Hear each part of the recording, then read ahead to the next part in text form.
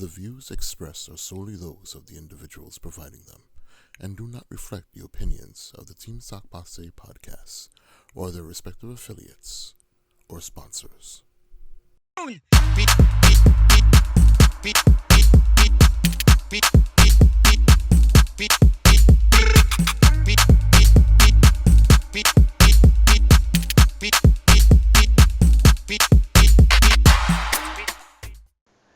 Sock Passe, what's up, y'all? Welcome to another episode of the Team Sock Passe podcast. My name is Glad. Don't forget to comment, subscribe, and share. We've got a dope episode for you guys today.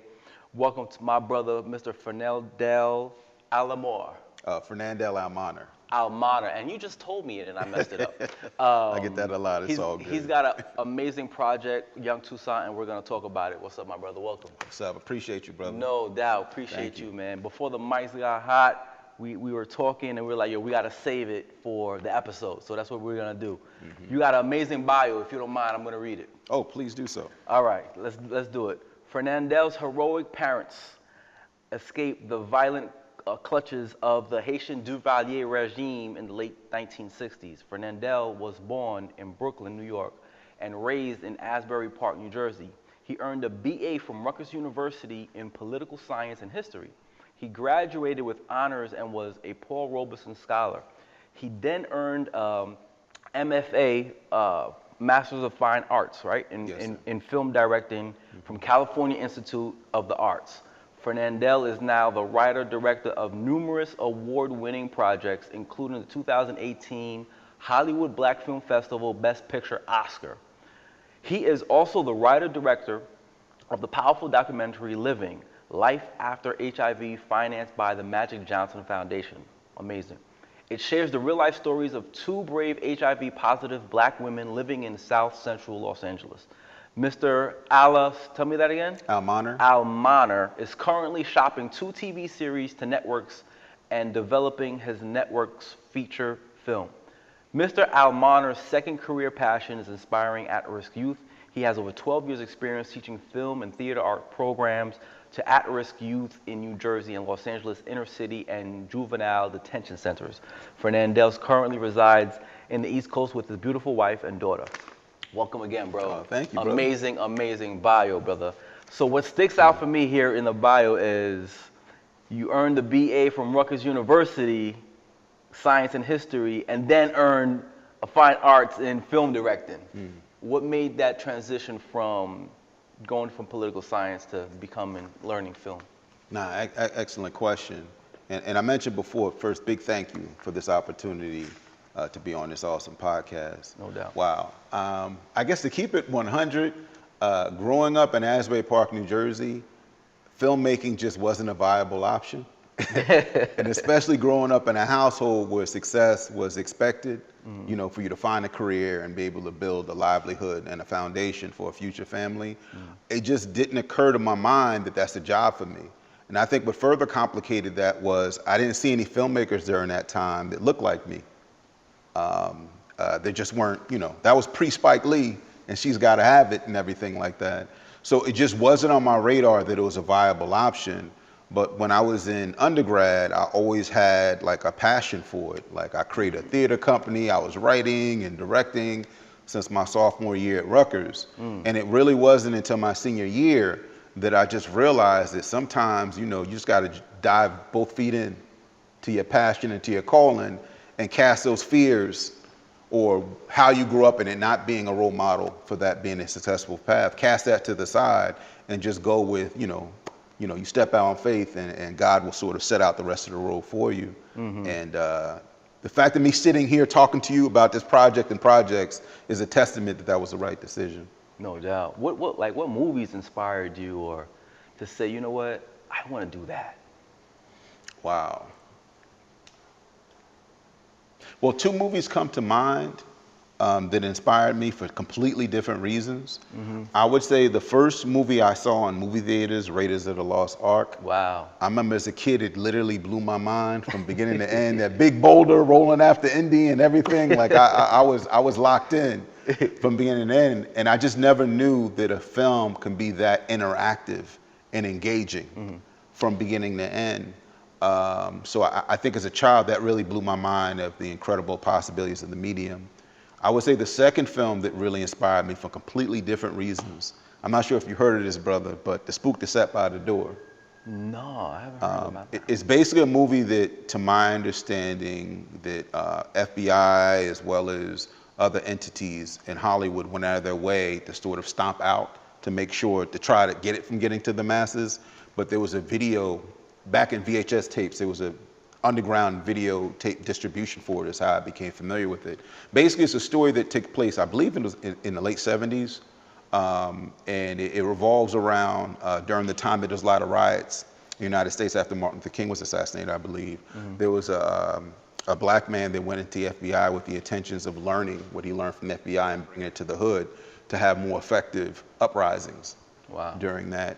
And I remember when I watched it, I was so used to seeing Hollywood films that were very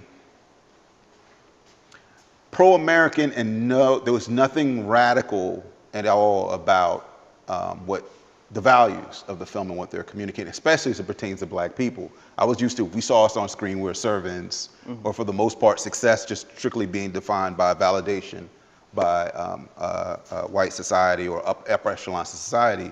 This movie blew my mind because I just didn't know that movies were capable of communicating things that were so subversive and so powerful in terms of challenging what the norm was. And I saw it when I was in college, but those are the two films that come to mind, again, for two completely different reasons. Wow, that's powerful. Let's talk about Young Toussaint.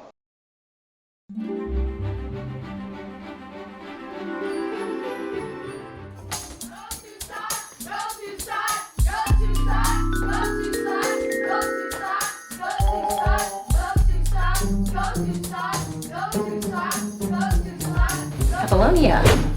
It wasn't meant for me. It's for Preston. Oh, so cute. I had a dream that white children and black children were working together to honor our beautiful history.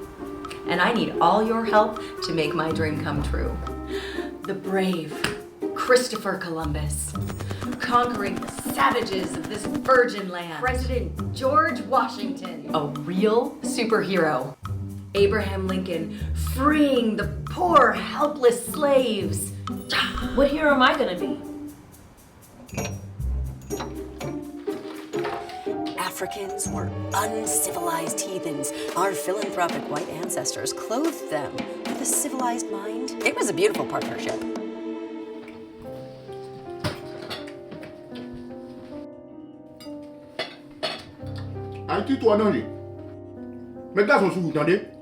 You were named after your great-great-great-grandfather in the only successful slave revolution in Eastern African people have a very strong history. They never give you the education you need to overthrow them. We have two beautiful wenches and a young buck.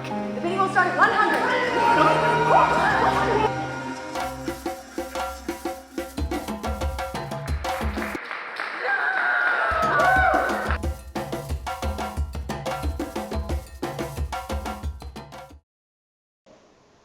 What inspired you to do a project? Because I read your bio. You got financing from the Magic Johnson Foundation to do this amazing documentary called "Living Life After HIV," financed by Magic Johnson Foundation.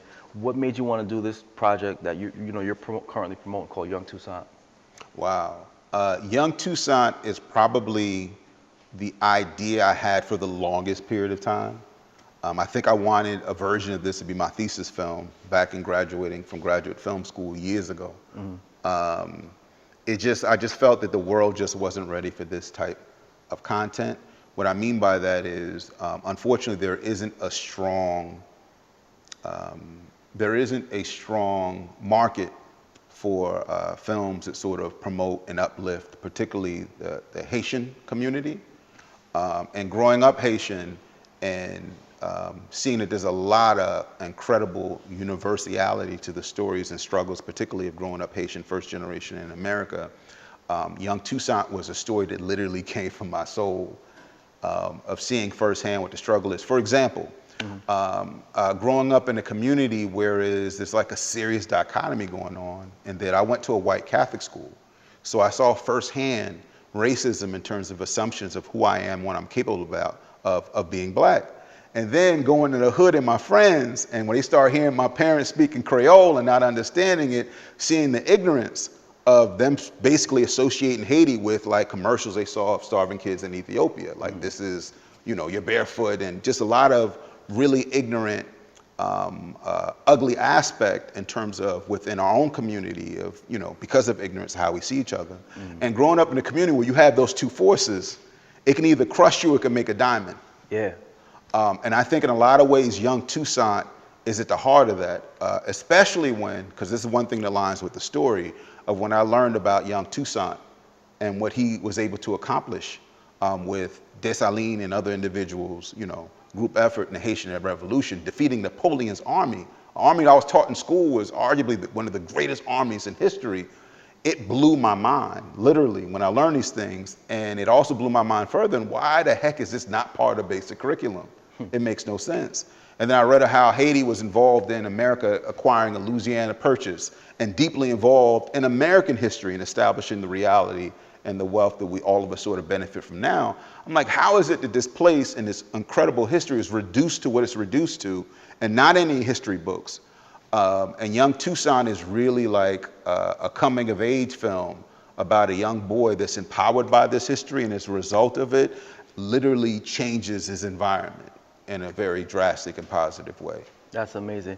What Catholic school did you go to? Was this in Brooklyn? No, this was in Asbury Park, New Jersey. Okay, Asbury Park. Shout out to Our Lady of Mount Carmel. Because I went to St. Rosa-Lima in Brooklyn. So. Oh, we got that in common. we kind of, we got that in common. So, so I'm sure the struggles I communicated gave 100%. You flashbacks. I'm getting chills. Understood. This story takes, the backdrop is Brooklyn in the late 80s, right? Yes. And that kind of resonates with me because, for a small time in my life, I was born in Brooklyn, grew up in Brooklyn, and East Flatbush to be exact. Shout out East 18th and Tennis Court, for those of you who know where that is. And so why was that so important for you to make sure that, what drew you to that particular time and place? Wow, great question. Well, though I was raised in Asbury Park, New Jersey, I was born in Kings County Hospital in Brooklyn, and I've always had family in East New York sort of visiting. And like a lot of people, though they may not admit it, I guess I'll just speak for myself on this, there's always been affinity for New York and New York City growing up in Jersey, especially with the strong connection that I had, and particularly Brooklyn. And I know that during that time, you're talking about, Yusef Hawkins, and also part of that same environment, what happened with Tawana Brawley. Like, Brooklyn was a hotbed, a powder keg that was maybe an incident away from blowing up in terms of racial tension during that time. And to have this coming of age film of this kid finds empowerment in who he is when the world is telling him he's nothing. And him basically being empowered to the point that he becomes in some ways, a world changer by being empowered by his history and redefining who he is. In that environment that was that explosive during that time in Brooklyn, it just seemed like it was a perfect match for some incredible storytelling. And on a side note, if any of you are interested in www.youngtoussaint.com, all the information about the project, all the pertinent information is on that site. So I wanted to ask you about the character of Toussaint. Why was it important for you to tell this story through the eyes of the first generation Haitian American? I think that a lot of personal reasons for that, and realizing that that's just like fertile ground for some serious drama, conflict, comedy, just like for just a great entertaining engagement time, as well as sort of to feed the audience in a very positive way. That isn't sort of preaching to them, but just sort of allowing them to sort of absorb like this interesting world that I lived through. And I haven't seen another show sort of depict it, sort of get it completely right in terms of the shared, I guess, struggles that it sounds like both of us had sort of coming up and being part of both of those worlds. So it felt that seeing it through Toussaint's eyes and during that time was just perfect for a really great project. Yeah. Now let's talk about Grandma Roselette, because she reminds me of my grandma growing up. Talk about the dynamic force that she has, an influence that she has on the character Young Toussaint in this project. Oh, absolutely, absolutely. She's sort of like the Yoda, I guess, Yeah. if this was Star Wars. Well said. But basically what happens is, so in the first act, I guess, in the trajectory of this story, you have this kid that's sort of denying who he is. You know, at the Catholic school, he's denying being black. You know, he's actually French, a dark-skinned French aristocrat. That's where his people comes from. And in the hood, he's saying, you know, I'm not Haitian, I'm African-American, I'm like you. So he's sort of like a chameleon that just sort of takes on whatever he needs to take on for less friction and sort of just assimilate, and thinking that's going to lead to his happiness.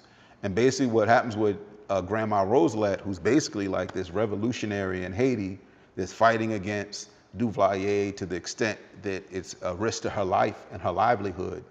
And it's basically, you know, just visiting her family because things are getting too hot in Haiti per se, who's someone that not only embraces and loves her culture and the culture of revolution and self-determination and empowerment that Haiti is all about, if you really understand, for folks out here to really understand the history of Haiti, to see her grandson in this subordinate, assimilated chameleon type state is sort of like the force that sort of shakes him out of that, and in a very powerful, impassioned way. Sort of like, to go back to my Star Wars analogy, Yoda introducing Force to Luke to the Force. So Right. sort of introducing the Force in the context of Young Toussaint, that being this wonderful reservoir of empowerment and beauty, black culture in particular, but through the lens in this piece, Haitian culture, when you truly understand the beautiful history and power that you can tap in. And she sort of represents sort of the conduit that brings that into Toussaint's life. Yeah, it's crazy that you say that, how the character is almost like a chameleon, because I could relate to that. You know, Haitian body odor was a thing back in the day going to school, and you know, you didn't want to say that you were Haitian because the kids would tease you in school and stuff like that. But then going home, you see the rich culture, the food, the music, and you know, your parents talking about how beautiful Haiti is. So at some point with that influence, you know, you kind of build up, you know what I'm saying, courage to say, nah, you know what, I'm proud of my culture, I'm proud of who I am, you know what I'm saying? So you guys could continue to tease me or whatever that is, you're just trying to bully me or whatever because it's not cool or what may have you, but I definitely relate to the character on the struggles that he's dealing with, you know, at home, and then, you know, in the different environments that he comes out, he faces with. This project, like, how long did it take for you to kind of put it together? Like, let's talk about the essence of the art of filmmaking. You know, because it's one thing if you have an idea, you know. This platform is about entrepreneurship, right? And we were just talking about it before the mics got hot, how no matter what sector it is, at the end of the day, it's a business. But you're in the creative space and you have an idea. People see the finished product and it looks beautiful, but behind the scenes it's a lot to deal with. So talk to us about how did you get the cast, the crew? How long did it take for you to get to the point to, actually finish, this project? Or where you at now with this project? No. Great question, and very loaded. The world of Young Toussaint, not so much the nuances that developed over the years, was actually the first project I thought of when I was thinking about my thesis film should be at a film school at Cal Arts. And we're talking about, not to age myself, like 2 decades ago. It's been a minute. And I remember when I had the idea for that project, I just didn't feel as if the world was ready for it. What I mean by that is stories that touched on Haitian culture or just black culture in general was such a niche, small group in terms of the belief or faith that was marketable. For black people, it was like that. Forget about if you're telling a story that was in a Haitian American household, is even smaller potential for the profitability of that. Sort of based on that, what I was seeing, and just to kind of give this in context, back when I was in film school, sort of figuring out, should I do this project or not, even though it was something I was so passionate about, You're talking about, Boys in the Hood, Men's Society, which are powerful projects. This by no means is to throw shade on them, but we were limited to that. And Young Toussaint is not that to any stretch. It's influenced by that world, but at the same time, it's not about that.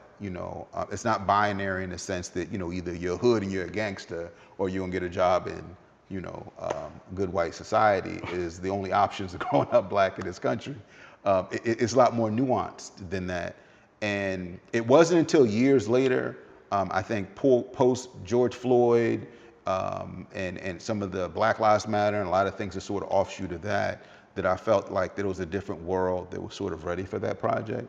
Something else that's sort of the mention in that is about 10 years ago, I kind of still had this passion to tell this project, and I still had these concerns that I communicated about the marketability and viability of it in this current sort of landscape. I came up with an idea of doing a feature film that's about a filmmaker that so desperately wants to get the money to do a Young Toussaint feature that he goes behind his fiance's back and spends the wedding money. And it was basically like this conscious comedy. It's called Oscar. I think it's on Tubi now, but it did its Amazon Prime stint. It won at the 2018, I think, Hollywood Black Film Festival. But it's sort of interesting when I think back of that is because my passion for this project was so crazy that even when I didn't think that there was a profitability for it, I did an offshoot of it about the struggles to get it made. And even that sort of garnered a lot of attention and sort of helped me get to the next step. So it's been a long trajectory for this project. It's like a dream come true to get it even to this point, which is to do, we did a short film that takes place in that world. And that short film currently is doing the film festival circuit. It's screening at the New Jersey International Film Festival at Rutgers, New Jersey on June 7th. It's screened in Mississippi and Boston, and we're waiting on a number of other film festivals. But our plan is to, because Young Toussaint now is a series, it's a streaming series. And our plan is to leverage the attention and contacts we're getting from film festivals into our package when we're proposing to streaming networks, streaming platforms and studios and production companies. So we're sort of at that phase now. And the website, as I mentioned before, youngtoussaint.com sort of elaborates further on what the series is all about and what the vision behind the project is all about. Gotcha. Speaking of that entrepreneurial spirit, Toussaint in himself has that entrepreneurial hustle with his newspaper routes and throwing parties and stuff like that. Did you feel like you wanted to create that kind of a character? Like, is that part of you in him in that sense? What's that say about him and his character? I think the entrepreneurial part of his character, it really came, I guess the creative part of me, and spending all the years I did in how to tell a good story, particularly a story for the camera, that's very specific and nuanced, let's say, than doing it for the stage, that I realized that Toussaint needed to be an active character. And what I mean by that is not a character that life is just throwing things at him, he's just responding to whatever comes at him, but he's actually someone that's setting the temperature, that has an agenda, that's attempting to impose that agenda on his world. And in doing that, at least for me, I think economic empowerment and financial literacy is a core part of uplifting any oppressed people, particularly black people or any people. And I think there's a lot of examples that we can pull from a lot of our brothers and sisters in other cultures of how they sort of prioritize that when they come to America. So it was very important to me for Young Toussaint to sort of be conscious in that way in terms of the importance of financial literacy, and doing it not in a corny way where he's preaching to the audience, but the way a kid would do it, in the late 80s, that's trying to get his. If he's trying to buy the fresh pair of Pumas, he's doing his paper route. Facts. And he figures out that, I can make more money if I got some of my boys to deliver the papers for me. I give them a cut of that, I get my cut, and then I can expand my enterprise. Yeah. Like a kid that was on that time and sort of built from that. It just made sense to sort of go there and having that be a part of this, essential part of this character. Were there any real life examples or real life situations that you put in the movie? Oh yeah, the short film, unfortunately, was based on a real life situation. I withhold names to protect the innocent, but it was a particular school that I attended, which wasn't Our Lady in Mount Carmel. Let me make that clear, because I know I mentioned this school earlier in the interview. That there was a class, and the teacher of this class had this idea, though I know she was well-intentioned, but Black History Month was coming up, and she had this idea of doing this Black History Wax Museum. And basically what this idea would be is that leaders, trailblazers, people that accomplished a lot in Black history would, pretend to be wax figures in the gymnasium, and you'd walk up to this wax figure and they would tell them about themselves. And the fascinating thing about this situation is it really was a living illustration of the lack of respect and knowledge she had about Black history. To give you an example is, I remember one of the key wax museum sort of displays she had was a Klansman. What? And you think about how rich Black history is, in her mind, that's an essential part of what shaped Black history. So she had a kid in the hood that was sort of talking about, the Klan's, I guess, influence on Black history. There was no Mansa Musa, there was no young Toussaint, or Toussaint Louverture, there were no Harriet Tubman, these giants that not only molded our culture, but molded the world in terms of their influence. And I can go on and on, of these giants that sort of came out of our culture. There was none of that. It was distorted. And I remember that at that time, I was sort of in my consciousness phase, having two brothers that were very active in political movements. Shout out to my brothers, Baden and Regan, going to Rutgers University. So it was give me books, the autobiography of Malcolm X, etc. So I decided to be Malcolm X, and insisted, I'm gonna be Malcolm X. I'm not gonna be the shucking and jiving or whatever character she wanted me to play.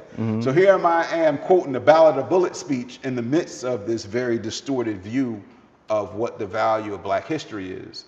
And I always remembered that situation and how I felt and how my perspective on it's changed, because there was a time I was like, oh, that teacher's racist. She was racist. What grade was this? Or it was in high school. High school, okay. And it wasn't until later on in life that, no, I'm not gonna sort of see life through that binary lens. She was well-intentioned in what she did. I think if there's any villain in this situation, it's the education system that sort of devalues this type of education, which intentionally or unintentionally devalues the humanity of certain groups. Because you don't know anything about their contributions other than them being completely reliant and dependent on other people that were sort of the movers and shakers. And if that's what you are taught from day one, of course you would sort of see people that come from that group from that lens. So I have a more empathetic lens of seeing that. In my more radical phase, I was like, sort of seeing it differently. But I think that situation, in a loose way, the Young Toussaint short film that the trailer is based on. So those you go to the website, the trailer you see was loosely based on that incident.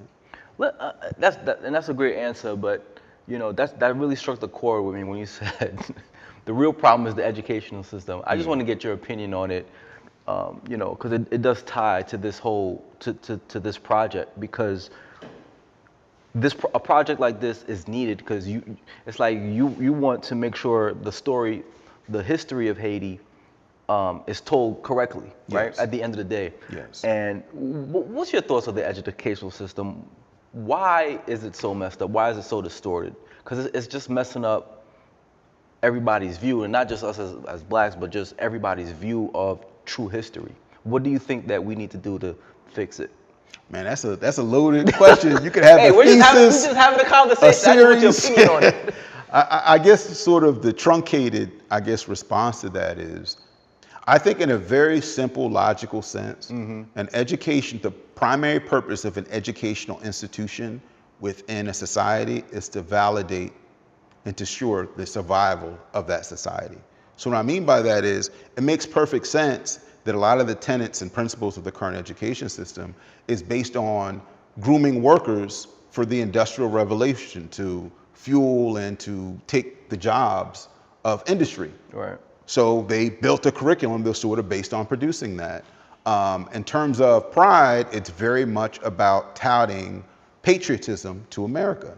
And when you have individuals that believe that the true history of this country, as it pertains to people of color, Native Americans, Black people, etc., breeds animosity toward America, it makes sense to me that they would censor that part.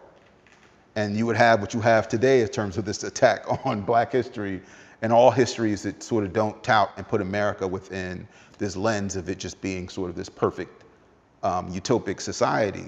So the education systems seeks to sort of validate those things. And I think that because of the things that we've been talking about, what Toussaint's about, the people that are making these decisions, they sort of see those things as the antithesis to what their objective is.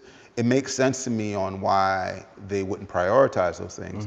I think what further complicates the situation is because of the systematic disempowerment, particularly people of color, Haitian people, Black people as a whole, et cetera, we don't run wholeheartedly our educational institutions. Most of our kids rely on public school education. The people that make the decisions about public school education don't respect and value your humanity and your history the same way you do. So the unfortunate cycle of this is, having people that unfortunately don't value and respect your humanity and your history, making decisions on what the priority should be on what your children are taught.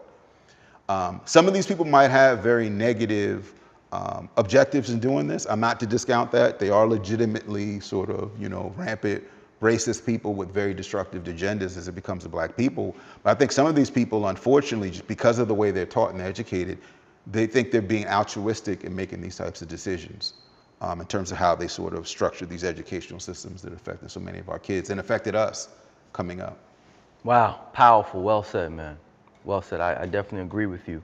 And going back to the project, I feel that like Young Toussaint is almost like a conduit to telling the revolutionary legacy of Haiti, in a sense. And I just wanted to know, like, what was your importance of making sure that you have that in there? Wow, such a beautiful question. I mentioned to you before the interview, like my vision, and if I can do a little part to having this be a reality during my time on this earth, is for Haiti to be seen, for the Black diaspora to see Haiti the way our Jewish brothers and sisters see Israel. Because I see a lot of parallels there. And because of miseducation and challenges we were talking about before, people don't see it that way. What I mean by that is, I would assume, and not speaking for the Jewish community, just from as an outsider and sort of respecting the awesome accomplishments of that community, they revere Israel as a place that sort of represents their empowerment, their safety. There was an offshoot of what happened during the horrific things that happened during Nazi Germany, and it being a beacon of hope of empowerment of that never happening again. And when you look at Haiti, it's sort of mind-blowing to me that this isn't a priority in the curriculum. Here you have this band and this nation of what was considered slaves or enslaved African people in Haiti that defeated Napoleon's army. Right. Napoleon army in the current curriculum is taught to be one of the most powerful armies in the history of this planet. And this small island and band of people defeated that army. And as a result of that, had an impact on America acquiring the Louisiana Purchase and other sort of ripple effects from that. And they accomplished what's considered even to this day impossible. And you read further and you read about how Frederick Douglass revered Haiti. And he saw Haiti as like this beacon of hope of what's possible. And you also read about how colonial powers wanted to stifle the history of what happened in Haiti, so it didn't spread to other colonies and potentially fuel revolution for people going after their own agency and tearing their chains apart. So they wanted to control that narrative. You begin to see that the history of Haiti isn't just for Haitian people. The history of Haiti, I think, is for this planet, for anyone that loves freedom and hates oppression and hates having a boot on their neck and people saying you need to accept that because that's just your place in society. It's a beacon of hope for all people in terms of what's possible. And it's also a great lesson of what happened after that revolution. When you hear this ridiculous exploitive reparation of tax that France put on Haiti that basically bankrupted the country for generations. And the active repression the colonial powers did on Haiti because of their fear of what it represented and being spread to make sure to keep Haiti in chains and impoverished economic-wise. That basically is the reason on why Haiti is struggling with the problems that it's having now. You can root back to what happens as a result of that revolution. When you see all of that, I just think then it's sort of my hope that there's a movement that's happening to sort of destroy that negative narrative of what Haiti is, and for people to really see the incredible power and history and beauty that sort of what came from that small island, what it represents for the planet, not just Haitian people. We know that, you know.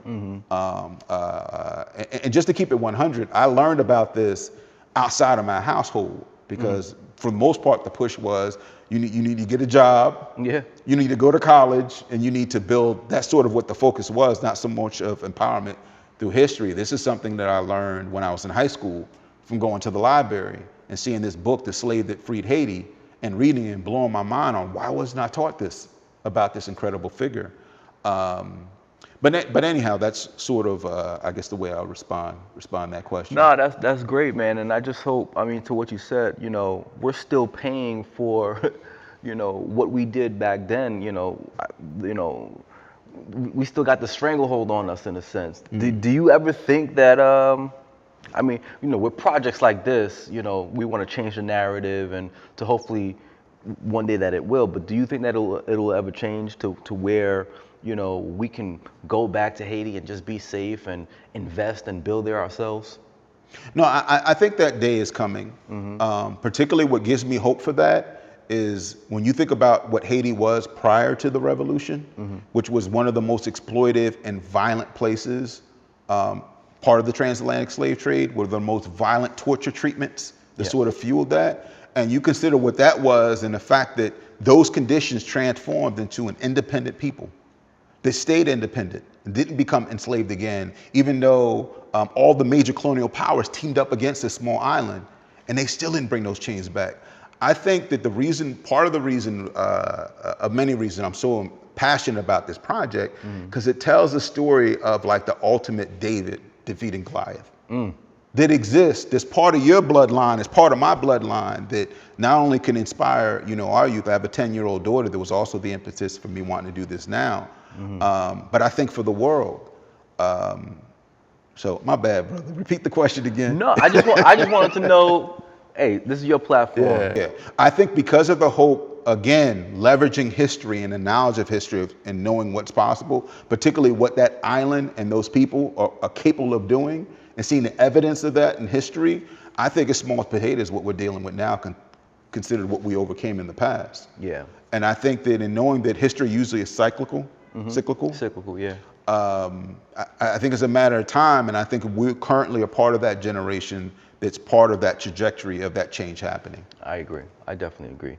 I've been to Haiti one time for 2 days for a fashion show back in 2016 with my partner Rob, and it was absolutely an amazing experience. I wish I stayed longer. I wish I could have went back, but you know, that's when the tides were turning back again to not a so good Haiti. But I do hope, I do see a beacon of hope where things will get better, and you know, Haitian Americans like ourselves can go back and not only invest in Haiti, but you know, it could be we could really call it a second home for ourselves. You know what I'm saying? So I do see a beacon of hope for sure. And projects like this is spreading the word and the knowledge about Haiti and empowering people to want to inflict change and want to go to Haiti to see a better Haiti for themselves too in the future. Oh yeah. So I'm definitely looking forward to that. I want to go back to specifically the project and putting it together. Like, just talk to us like about the behind the scenes and the set. Like, how many sets did you have to do? Was it like a 2-day shoot or 3-day shoot? Like, talk to us about that, because there may be a filmmaker out there right now who say, you know what, this interview is sparking me to go start my film project, but they may not know what it takes to actually do a project like this. Talk to us about the behind the scenes of getting things done and the people you work with to make your vision come to pass. Oh, absolutely. I think sort of the unifying theme to my response to that is that another movie that I've grown to love, Field of Dreams, build it and they will come. I think that was sort of the theme of, I guess, my response to that. And that, because when I started, I guess, the short film version of Young Toussaint, which is important in the trajectory of this, because this is the first time it was outside of my head or outside of a script page of it actually being actors and sort of acting out in this world. The beginning of that happened with me relocating back to Jersey. I'm originally from Jersey, but I've been in LA for 20 some odd years. So I had no connections when I moved back here and wanted to do this Toussaint project. And a couple of heroes and Shiro's that sort of come to mind. There were key factors in that not getting in the way of this project coming in fruition. First name that comes to mind is Dr. Kenneth Hamilton. He's executive producer of the Young Toussaint project, and also owns, he's basically my partner in owning the IP for this. He is someone that in a very early stage, when all it was an idea and a pitch deck, saw the vision in this and was willing to not only invest money, but sweat equity into building it and preparing it to be pitched and seeing vision of this not only being a potentially extremely successful show in the States, but the international appeal of this idea. Someone else that comes to mind definitely is my wife, Nesta. She's a lot smarter than me, so she's sort of my soundboard to bounce off ideas and to sort of get me back grounded. And I think that was a key part. My wife is a lot smarter than me too. Okay, we got that in common too, bro. We got a lot in common, man. That's crazy. This is crazy. I would say the last two people, last but certain not least, that were basically tremendous in this process and coming to fruition. Sandra, I know we have her. Yeah. Big shout out. Yeah. Sister was basically an angel in this process. She's the one that linked us to the incredible, some of the incredible talent we have in the short film. Vlad, who plays Theophile, the father of Young Toussaint, an incredible comedian. Google him, check him out. I'm sure a lot of you probably already know who he is. Definitely. Incredible talent. Yep. And did an incredible job on Young Toussaint. She connected me to him as well as the lead, Young Toussaint, Corey J., who is a Broadway fame. He was, he played Simba in Lion King on Broadway, and he also played young Michael Jackson in the MJ show on Broadway, and a host of other projects. Phenomenal talent. And clearly this show can't work unless you have an incredibly talented Young Toussaint. Yeah. But Sandra was the connection, and her incredible web of connections and networks that sort of did that. And as if that wasn't enough, the sister, as well as her partner in crime, big shout out to Ruby. Shout out Ruby. Actually was our costume department. Wow. Our Young Toussaint. Like, I can't say enough how important it is when you have a dream and you want that dream to come to fruition, especially a dream that has a big price tag to it and requires a lot of sweat equity, for you to see the value and incredible blessing of having people like that in your corner. The last person I would mention is Sev. He was the line producer on Young Toussaint. I was introduced to him by two of my brothers back west, Wynn and Sonoris Moss. They connected me to him, and is an established line producer in the reality TV and TV world. He had a vast web of contacts of very accomplished and successful and talented New York crew talent, that once we brought Sev on board as line producer, he was able to leverage his contacts so that the short film that you see in the trailer you see on the website, a significant reason for that is having Sev on board and these awesome, Jeff, our DP, and his incredible team, and Kaya, our production designer, so on and so forth. That was a reason why we're able to sort of team up with incredible professionals that leverage their professionalism and talent for a really polished, so it looks more expensive than it actually was. And all these people also were able to sort of see the vision in this, so sort of making sure that that vision also and passion comes off on, resonates on screen for people watching it. But I'm sure, you know, beg the forgiveness to anyone that I forgot to mention in terms of key people, but those are the immediate people that come to mind. There were key people in sort of bringing this into fruition. Gotcha. You know, we kind of touched on it throughout this interview, but I wanted you to kind of comprise it into this one answer of what I'm about to ask you. You know, at the end of the day, what struck you and what's your end goal for the series, Young Toussaint? The vision for Young Toussaint is for it to be a streaming series on a major international platform, i.e. Netflix, well, primarily Netflix, but there's other, you know, streaming platforms we sort of have in our strategic plan that will provide the right platform for it to garner a tremendous fan base here in the States, and then sort of eventually or simultaneously also garner a tremendous fan base internationally.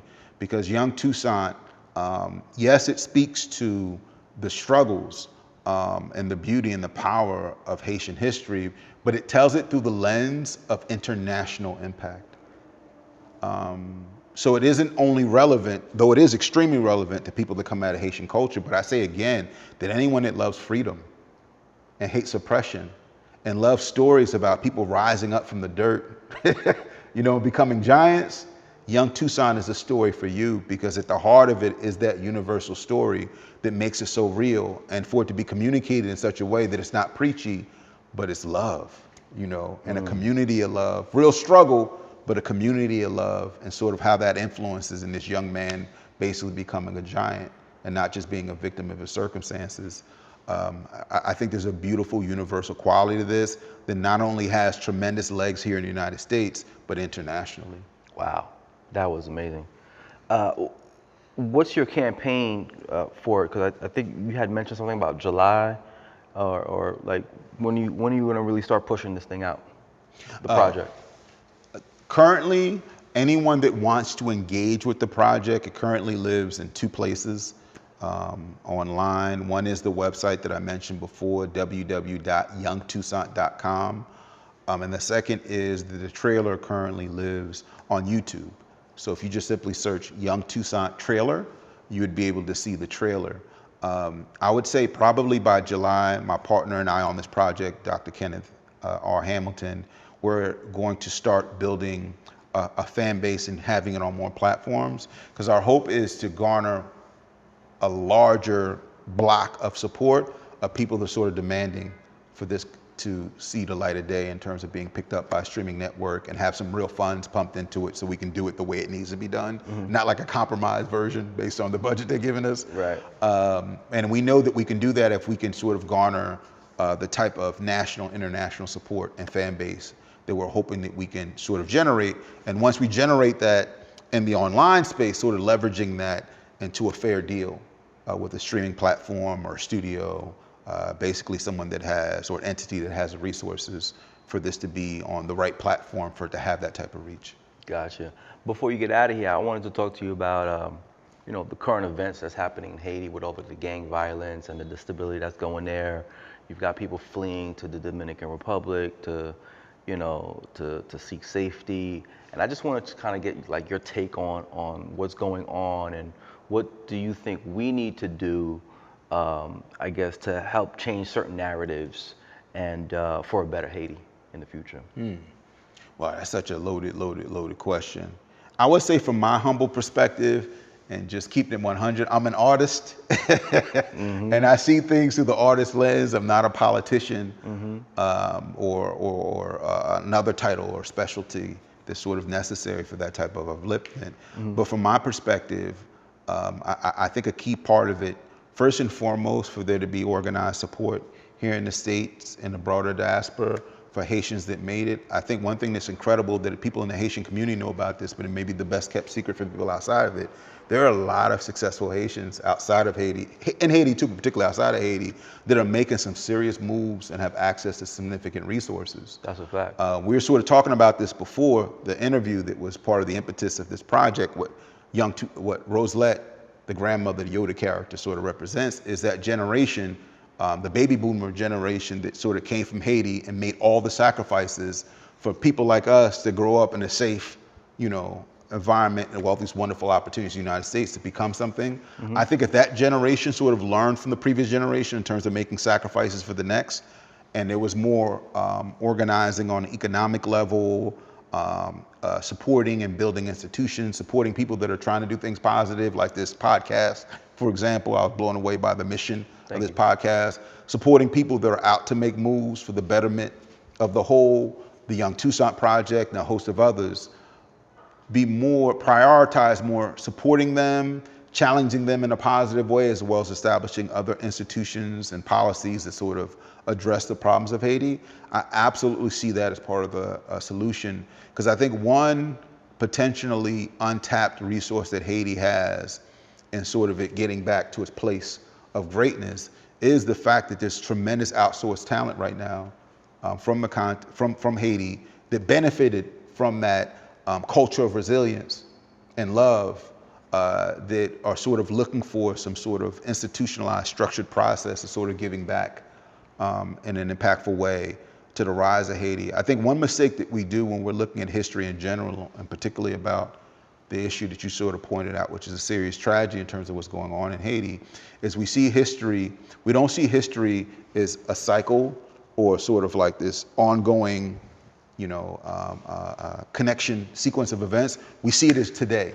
Mm-hmm. So yes, today there's a lot of unrest and violence and unfortunate situation in Haiti, but that's just today. Mm-hmm.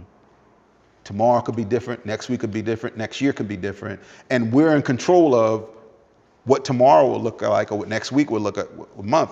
What we're seeing today is just a snapshot of this moment. I guess I'm saying that in that it's important for those that want positive change, particularly on that beautiful island and nation, to sort of recognize the problems to today and strategize and recognize that, but don't lose fact to the universal truth about existence on this plane of reality, that the problems of Haiti is just today, and you can absolutely be part of a movement to completely change that. And there's a lot of examples in history of places that were in very difficult economic, social situations or dealing with crime, that with the right leadership and the right movement were able to change that situation.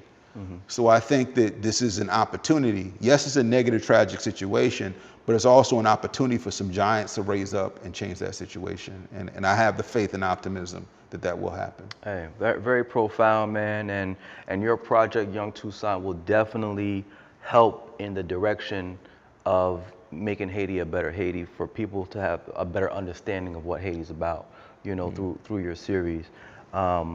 Is there anything else that you want to share about the project, or anything that I probably didn't touch on that you would like to share? I would just say, just a call to action, that if anything I said remotely resonates to you, or even you're curious about the project, I strongly ask that you log on to the website that was mentioned, www.youngtoussaint.com. Connect with us.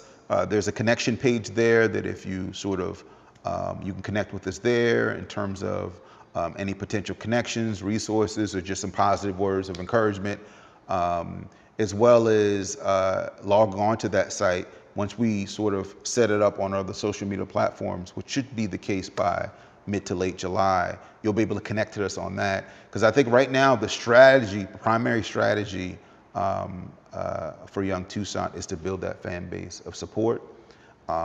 And the potential supporters are everyone that's watching this. Mm-hmm. So it's just a respectful plea for you to log on to that website, get connected with us, because we're absolutely going to need your help to tap into the power of this idea and to achieve the goals we have for it. Oh, no doubt, man. And like I told you before the mics came on, you can always use us as a platform to share your vision, share your story, and to promote any project, especially this current project you got going on. And I'm waiting for the premiere.